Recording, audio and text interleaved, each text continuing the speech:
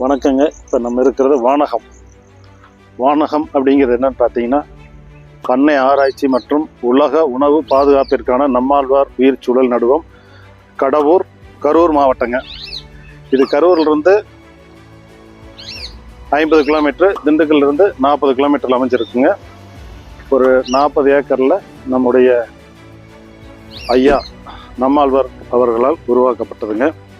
உள்ளே போகும்போதே பாருங்கள், 2 பக்கம் மரங்களை வச்சுருக்காங்க. பார்க்கும்போது ரம்மியமாக இருக்குது. வானகத்தில் விதை நெல் போடுறதுக்காக வயல் தயார்படுத்தி வச்சுருக்காங்க. இது மாடு கட்டி தான் உழவு ஓட்டி தரம் படித்து பாரம்பரிய நெல் ரகங்களை போடுறாங்க. தங்கச்சம்பா, தூயமல்லி, கருங்குருவை, இந்த மாதிரி ஒரு 6 வகையான நெல் போடுறதுக்காக தயார்படுத்தி வச்சுருக்காங்க. நாளைக்கு காலையில் விதை நெல் போட போகிறாங்க. இதில் இங்கே பல பயிற்சி வகுப்புகள் நடத்துகிறாங்க. மாதத்தில் 2வது வாரம் வெள்ளி, சனி, ஞாயிற்றுக்கிழமையில் மாதம் பயிற்சி வகுப்புகள் நடக்குது.